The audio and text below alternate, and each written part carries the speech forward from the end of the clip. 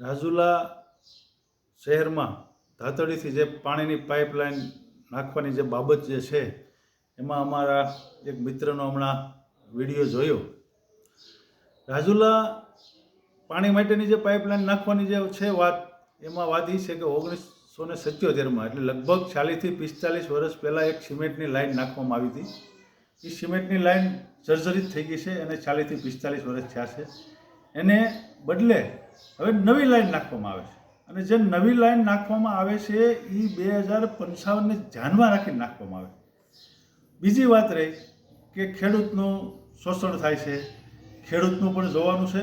અમે પણ ખેડૂતના દીકરા છીએ, ધારાસભ્ય પણ ખેડૂત છે. અમારે ખેડૂતનું પણ જોવાનું છે ને રાજુલા શહેરનું પણ જોવાનું છે. કોઈ ઉદ્યોગોને પાણી આપવાનું નથી.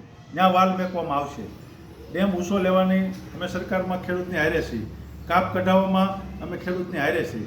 માત્ર રાજુલાને પીવાના પાણી માટે અમુક લોકો જે ગેરમાર્ગે દોરે છે, મતલબ કે ઉદ્યોગોને પાણી આપશે. મારા ભાઈ ખેડૂતો, વાલ ન્યાજ મેકવાનો છે. જ્યારે ઉદ્યોગોને પાણી આપો ત્યારે અમે તમારી હારે રહી અને વાલ ન બંધ કરાવી તો અમે પણ માણસ છીએ, બરાબર? એટલે તમે આ અમુક જણા જે ગેરમાર્ગે દોરે છે એ ગેરમાર્ગે દોરવાનું બંધ કરો. રાજુલાની 60થી 70 હજારની વસ્તી છે, એને 5 દિવસ પાણી મળે છે.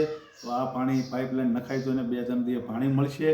એટલે તમે ખેડૂત સમિતિને મારી વિનંતી છે કે કોઈ પણ જાતના ગેરમાર્ગે ન દોરો. અને મેં આપની સાથે 2-3 વાર મિટિંગ કરી છે. મેં ડૉક્ટરો, મેં ઉદ્યોગપતિઓ, મેં વેપારીઓ પણ આપની સાથે મિટિંગ કરવાના પ્રયત્ન કર્યા છે. તમારી હારે બેઠા છીએ. એમાં કોઈ વાત રાજુલાના પીવાના પાણી સિવાયની કોઈ વાત નથી. એટલે મહેરબાની કરી અને ગેરમાર્ગે ન દોરો. સાથે બેસી અને વાત કરી.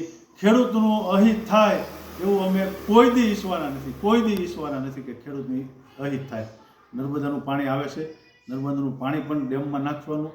ખેડૂતનું સિંચાઈને પાણી અપાઈ જાય પછી જ રાજુલાને પાણી આપવામાં આવશે એવી અમે બાંહેધરી આપી. ખેડૂતને એનું પાણી મળે જ છે, વર્ષોથી રાજુલાને પણ પીવાનું પાણી મળે છે. તો આ જે સંકલન છે એ જળવાઈ જાય, કોઈ ઘર્ષણ ન થાય એ મતમાં હું માનું છું. એટલે તમને મહેરબાની કરી અને ખેડૂતોને વિનંતી કરું છું કે અમે તમારી સાથે રહી, તમે અમારી સાથે રહ્યો. અસ્તુ.